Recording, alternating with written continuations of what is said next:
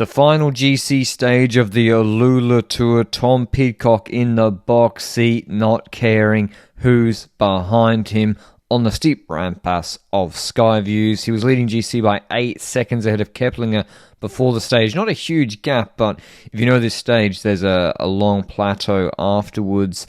Starts in the Mariah Auditorium and then through the desert, where there can be some crosswinds, but actually nothing happened once again today. And the Skyviews of Harat Uairid is one of the steepest climbs in the world, or in the professionals peloton, that they face each year. 22% gradients, but then that 9k plateau I mentioned, really, if you have numbers like Jayco might have hoped for in theory, you can put an isolated rider like Pidcock under pressure, but they lost Dunbar out of GC in the crosswinds, so they only had Hatherley. Starting to get Romele and Vinokurov in the breakaway. No one really threatening on GC in that break, and it's controlled pretty well by Q3 6.5 Pro Cycling. Very, very easy stage. If you want to go and see the watts calculations for this stage, go to my website, lanternerouge.com, for more of a detailed analysis. But yeah, 68Ks to go. .1 race in January. All the teams are lined up in formation together. Astana, Q36, Bahrain, Kern Pharma, UAE. There's no easy moments in pro cycling anymore where people get to switch off for a bit. And I know it's because, they're coming up to a right-hand corner. The wind could change direction. You want to be with your team in the desert here. What if there's crosswinds that start? But Gamper was controlling. It actually was very, very chilled in the peloton all day, like a really easy stage by professional cycling standards. But even so, everyone's in team formation. But they're approaching Skyview's breakaway brought in. It ramps up progressively with 10Ks to go and then gets really steep for 2Ks, 15% average, and Pidcock just goes to the front. He's got no climbing support, right? Good flat support, as we saw on the crosswinds, no climbing support. But he knows he's the best. He knows because he dusted everybody from the front on the stage that was semi-neutralized the other day. And it's not like draft. If there's anywhere draft doesn't matter that much, it's on 22% pinches. And he also does a good job, I think, of trying to flatten the gradient, going side to side. But he's got Dunbar on the wheel. He's struggling. Keplinger's a little bit heavier than Pidcock. Pidcock's light, sub 60 kilos. Perfect gradients for him. And he just puts everybody to the sword. I've not seen him ride this confidently before. But that being said, there's going to be a lot of chatter about, why didn't he do this on Ineos? It's like, well, he didn't do a 2.1 stage race against Rainer Keplinger on Ineos. All due respect. He was tuning up for Strada Bianca, which he won on Ineos a couple of years ago. So, yeah, he hadn't won a GC race before. He does look good. He does look confident. It is the right race selection for him.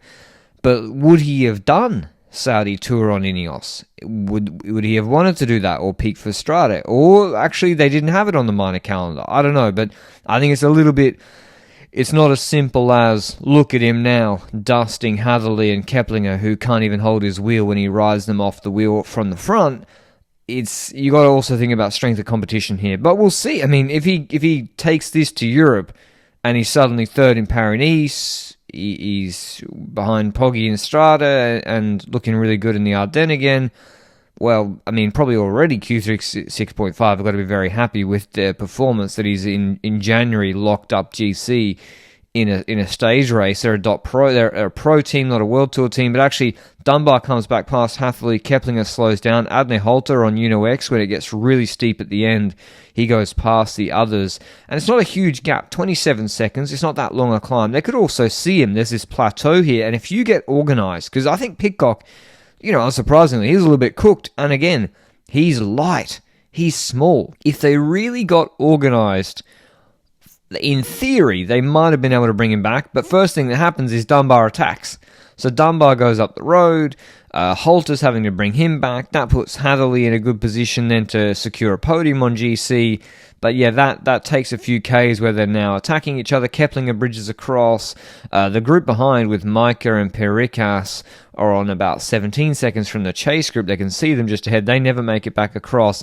And Pidcock, he holds the 25 seconds to the Dunbar group pretty well, but then when they get organised, about 3Ks to go, he really stalls. Now, maybe he got tired, maybe he took the foot off the gas. I'm not sure he did, but when they actually started chopping off, rolling through one by one, it's no surprise, 4 on 1. They really eat 15 seconds into this gap in a couple of Ks. So, could they have brought him back? No, I don't think so.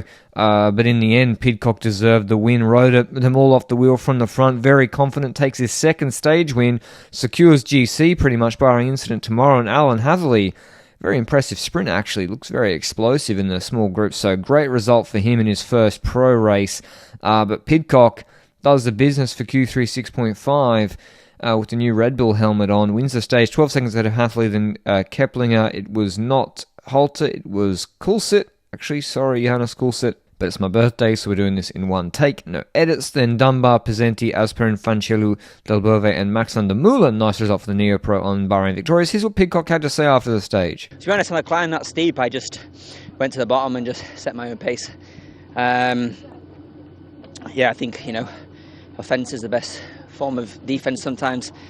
But yeah, coming into this race, I was told that this bit's normally a tailwind, but today it was headwind, and that was a long 8K. Yeah, because you got to the top with a 20-second advantage. I suppose it was quite a bit of a struggle to make it to the finish line on your own. Yeah, I mean, there's 4 guys behind. I don't know how well they were working, but yeah, on your own along there. I'm a guy who likes to go out of the saddle, and you can't go out of the saddle at 50k an hour. So yeah, it was a long way, but yeah, really happy. Extended the lead, and yeah, gives us a bit more of a buffer going in tomorrow. That type of climb, that kind of effort, is an effort that you like. Yeah, I think I've been doing a lot of training that's really helped on those sort of efforts. I think this week I've set my new 5-10 minute best ever powers, so I'm definitely in good shape.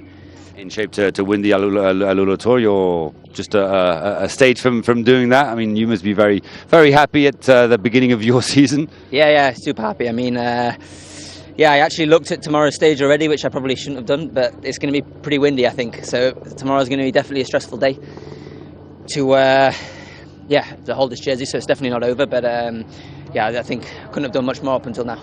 Thank you very much. Congrats. In terms of GC, big gaps now, 29 seconds to Keplinger, 32 seconds to Hatherley, and when you bear in mind that there might be crosswinds tomorrow on the sprint stage through the desert, it's really going to be an incident that could only take Pidcock out this evening, my time. Hope you enjoyed the video. What do you expect from Pidcock during the rest of the season? And I'll see you in the next one. Ciao.